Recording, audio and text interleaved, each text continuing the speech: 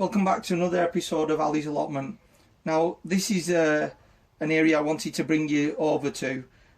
It's an area where I tried a really late sowing of red amaranth, and those of you who saw the earlier summer video will remember that I grew some red amaranth in one of the other greenhouses.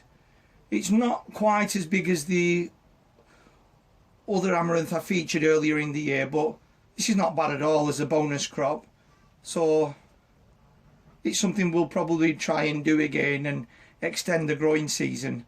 It's quite flexible, so it means it's quite tender, and there's hardly any sign of insect damage. So all in all, that was worth it. So there's a little patch here that I want to get on with the harvesting, and I'm having to stretch a little bit. With it being a greenhouse, there's not a massive amount of room to work in.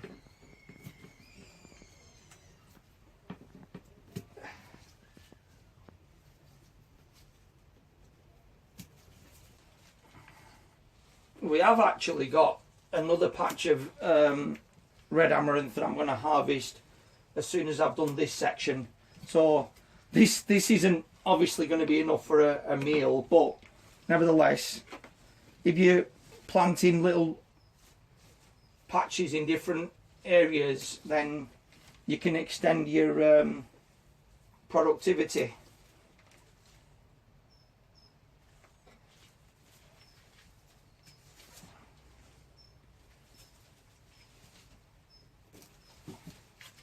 So I'll just show you another close-up of what this red amaranth looks like. Like I said, it's really fresh. It's not got woody at all, and this little bag that we've filled up, together with another area that I'm going to go away and harvest from, should give us a really nice little supply of red amaranth or lalhag that we can have late into autumn. So I'm pleased about that. On this patch here, while we're here, is the patch of coriander that the seeds I sowed at the tail end of August. And I said at the time when I did a previous upload video that if you're able to get some coriander seeds germinated prior to autumn kicking in, then they're quite hardy. They'll not take a heavy frost, but provided you've got the leaves established, the coriander leaves have established, if nothing else, it'll just slow down its growth during winter, but at least you've got a small patch of coriander that you can harvest from. This is the area in the same greenhouse. It's a small raised bed that I've dedicated to growing rainbow carrots, and with me having two young children, I'm thinking that they might enjoy the idea of pulling out carrots that are of different colours. So that was the incentive behind growing this area.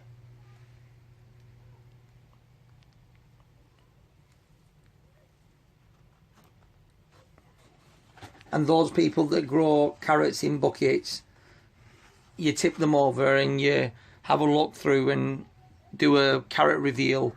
But similarly, I can't tell, and it'll be a while before I'll be able to tell whether or not these carrots have formed to decent size.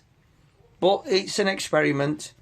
Carrots aren't my forte, but I thought I'd try growing some cool season, autumn or winter crops, and carrots were something that kind of stood out as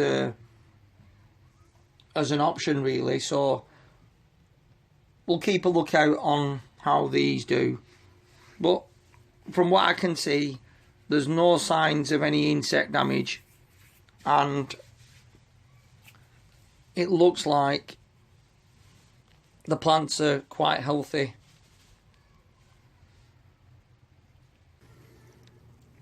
I've just done a bit of a tidy up around the mula patch, or Daikon as I've called it, and thought I'd just show you progress. There is some development of the Daikon. Quite how big they'll get, I'm not sure, because it's my first year of trying to grow it on a patch outside in the allotment. But the early signs are promising. You can see that it's got a resemblance to radish, and it's referred to as winter radish. So thought I'd just show you an update of the Daikon. And if it's successful, this is a crop that maybe I'll try and add to my list of things to grow annually.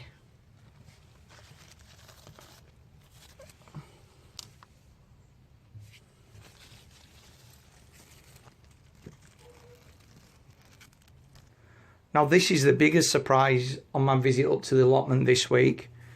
In a previous video I said that I'd made a big mistake in trying to grow purple beans late, very late on in the season in the greenhouse, and that the plant had figured out that I was trying to cheat the system and trying to force into flowering, and that it wasn't going to play ball.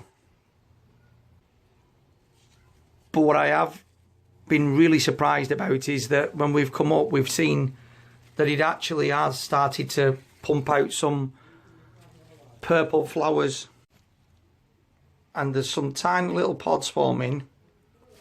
So if we did get a little bit of a mild start to autumn, we might just get a few pickings.